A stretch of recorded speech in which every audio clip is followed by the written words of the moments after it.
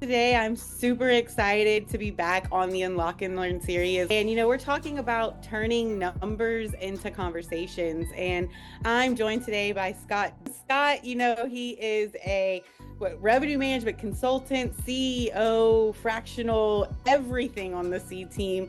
Once the president for Cabins for You, which is, one of the largest property management companies in the Smoky Mountains and many other areas, right? And you and I, since we started chatting, we've really just gotten into the revenue management talk every time we chat, and I'm super excited to have you here. So tell us a little bit about you. Yeah, I don't think it's by accident that we got into the revenue management talk because I've done a lot of revenue management over the years, right? The first half of my career was hospitality, and I was a vice president of revenue management for all of Europe and the Middle East, based in Brussels, Belgium, for Radisson Hotels. Then I was a vice president of sales and revenue management for Hilton, and my territory was Canada, Caribbean, and South America. And specifically for vacation rentals, I was a vice president of sales and revenue management for Intra-West Destination Resorts. At the time, it was the largest ski resort company in North America. And I've touched revenue management in just about every position that I've done. I am excited to keep my fingers and toes in the revenue management world, in addition to everything else that I'm doing.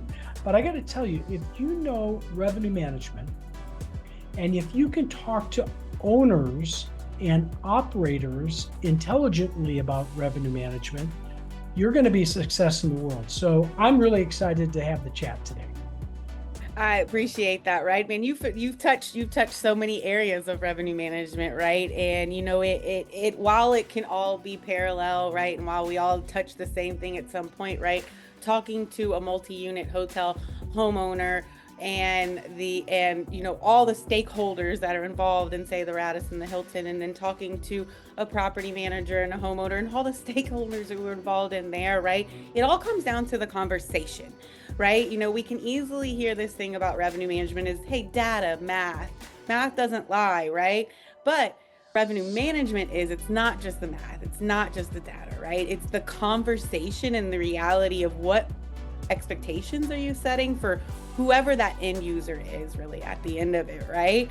Owner conversations are just not always that easy, right? How do you approach these tough calls? It's funny. It's not only that. There are other tough conversations, like owners that perceive rates are too low. Yes. Or the occupancy isn't where it needs to be, or owners that were dealing with a real estate agent and the real estate agent promised them that they were going to get where did the projections come from, right? And even sometimes our own management companies have somebody in business development that they say something and the owner maybe hears what they want to hear about what's going to happen in the future, as opposed to what previous data there was, but the previous data doesn't guarantee the future. So there's that. Then owners have heard about dynamic pricing. They don't know what it means. They don't know what demand forecasting means. They don't know how to deal with last minute rates. Length of stay, oh my God. I don't know how many discussions I've had with owners that can't wrap their head around length of stay, what it means, and it's actually a filter and not a demand generator. Then there's the OTAs. How are you priced with OTAs? What OTAs are you on? And what does it mean? So not only what you brought up, there are just so many factors of what owners have misinformation, they have poor perceptions, they need a helping hand to help understand when they actually think they're the God's gift to revenue management for their own individual unit. And they all think that their unit is better than the unit next door. Data is not only looking at the performance of your units on your management program, but it's in the entire market. So if you're dealing with owners and you're trying to make headway with data and making sense of it, one of the things you have to set up right up front is, okay, we are one of X number of management companies in this market. And key data is dealing with X number of management companies, not just ours, and dealing with X number of units. So they know that the data that you're giving them to compare units is on an infinitely broader schedule, and it isn't just their next door neighbor and how their next door neighbor is performing. So it isn't just a comparison of how the neighbor is doing, it's actual data in a larger perspective, typically driven by key data along the way. Any revenue management team is going to be aggregating lots of different data that comes in, your internal data, key data, whatever sources you have. I have, been in some conversations where, and let's think of this, either you're having the conversations with owners, or maybe on the revenue management, side, you're having the conversations with a property manager on what should be happening and how are we performing. Where you look at key data and we see, okay, actually, like we feel like we're doing not as well, right? Like ADR and occupancy is up, RevPAR is a little bit down, right? And a lot of people, that's the value of my day. So technically, yes, I am selling a little less than last year, but I'm 1% higher than the market. I think we have to talk about, one is the issue around scrape data, and what does that really mean when it comes to revenue management? And let's talk about that for a second. So quite often when people are comparing their data, they're comparing it based off of an OTA, right? OTAs are marked up. And of course, owners don't understand the whole issue of marking up OTAs and what does that really mean for a net result. And when we're dealing with other revenue management companies, if they're only using scrape data, then automatically they're setting a bar against an artificially high ADR. And really never thought of that way. You just gave me a big light bulb, right? Because that means 15 to 18% higher, maybe 30 in some cases. Yes, exactly. And if you are only comparing and or you're using a revenue management system that's only using scrape data, you have skewed data to begin with, which makes you have to go back and justify to owners. You have to make sure your revenue managers understand feedback that is coming from a scraped data perspective as opposed to a real-time, this is what the net rate really is. We've talked about, let's kind of talk a little bit more occupancy, ADR, and RevPAR, right? Those are like the four KPIs that a revenue manager talks about is revenue of the property, occupancy, ADR, and RevPAR, right? What do you find is the best leader for conversation with owners? And I know this is very locational, right? But what do they grasp onto the best? First off, they don't get RevPAR easy, right? RevPAR is occupancy times average rate. And it's a metric that we use. It's a metric that hotels use, but you almost have to dumb it down when you're dealing with an owner. Now, some owners, and I'm going to say it's the 80-20 rule, 80% aren't going to get it, and maybe 20% are going to get what RevPAR is, even after you explain to them. When you first start with a management company or you first go on OTAs and you don't have any reviews, what do you need to do? So many owners go, I need to start at the highest rate. Well, yes, we want the highest rate because management companies do well when there's a higher rate as well. But you need to build up those guest reviews. You need to build up some occupancy. Then you can justify a higher average rate. So there's a reason why a company like Airbnb will help their algorithm for like the first 3 bookings, if they do a discount, to jumpstart things, to get some reviews in, and to build some momentum. So you have to discuss with owners that if you've left another management company, or you've been self-managing and now you're on a new platform, it's a brand new listing is going to get that. Yeah, it's a brand new listing. It takes a little while to build up the reputation and to build up the volume. Even the best management companies can't turn on the faucet overnight.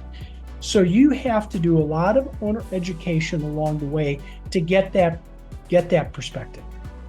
right? And again, it's that's setting the expectations, right? Having this conversation, right? So if I like, even if we were talking about everything we talked right now, at the beginning of my owner conversation, right, we're going to talk about rates. We're going to see what's happened. Maybe even having some homework, being okay, you see that rate online, well, that's actually 18% higher than what the rates are. So now moving forward, every time they open up and they're like, why are our rates different, right? They can maybe understand what's going on with where and then fees, where things are being allocated. But reality is what has to happen. And I'm in tons of, Airbnb Facebook groups. So I see managers and owners talk all the time. And there's at least 5 owners a day who are like, oh, I just started on Airbnb. Why are they discounting my stuff? Right? Vice versa. Then I'll see, oh, I've been on Airbnb for 3 months and all of a sudden I'm not booking anymore. Right? That discount helped them so much. And it's like, what changed? Yes. And that's always an interesting one too. So hey, if that's, you have to see what is working for you, but that's what the revenue management and the property managers are doing for the owners, and continuing to tell them, how, what, I know it's hard. Like, so if you manage hundreds of units, right, you have hundreds of owners, and how do you automate it? And it's not automated, but some way become proactive, right, to give them the education so that they're not calling you and you have to constantly be reactive is Right. the goal, right? Let's face it, at the end of the day, the relationship works with a management company based on trust. And you have to pour into them enough that they trust you. You tell the people that are dealing with owners, if there's one thing that you got to work, it's not that maybe they understand how to calculate RevPAR or even market share.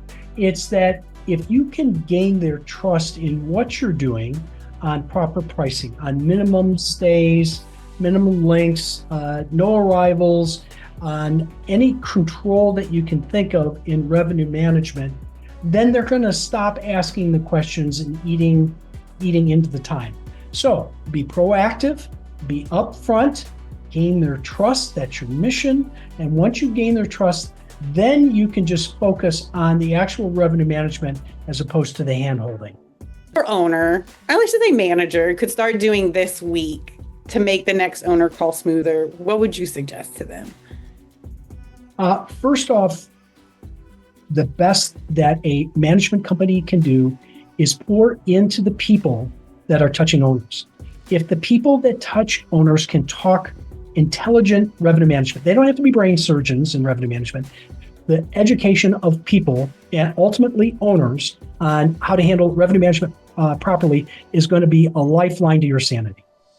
Pour into the people who, the best property managers out there, and the people who have a passion for what we do, right? Who want to answer the phone and want to have the conversation because they believe that we are doing something. We're building small businesses. We're helping people in their investments, right? And so put into those people, and I will be the number one person to say, right, I am not a revenue management expert, right? I have sold revenue management software and dynamic pricing and done optimization for 15 plus years in this industry. And sometimes it's just picking up the phone and listening. You listen to what they say, and you may not have all the answers right there. And I hear you. I see what's going on. We're going to talk with our team. And when we go back, the answer is not always you were right. The answer is, hey, this is what we did. This is what we found. Let's make sure that this all makes sense together and come up with goals that we all are going to be okay with moving forward. Mm-hmm. And Scott, I really appreciate your time. This is great. I say I'm not a revenue management expert, but I love it. I geek out about pricing and revenue management. I think it's one very tangible thing in our industry where we do have control, where we can make levers to try and get our properties booked. So this was very action-packed episode. I appreciate your time and everything. So if there's anything else you want on the recording, you can say. There is one thing I would add is if somebody wanted to get a hold of me, my cell phone number is 970-389-4187. And my email is scott@revupstr.com. Love that. I will make sure that is in here and that's in the blog. And I can also tell you Scott's very active on LinkedIn. So if you want to know how I got him, you just send him a message. So connect with all of us. And if you ever, Scott would love to talk. If you want to talk with both of us, either one of us, just really just like, hey, let's talk about revenue management, or let's just the state of the industry. What do we do next? I love those kind of conversations to come up with solutions to drive revenue or drive some kind of change. State of the industry. What do we do next? I love those kind of conversations to come up with solutions to drive revenue or drive some kind of change in the current business. Yep. I agree. Thank you. Enjoy your day. Bye. All the best. Bye.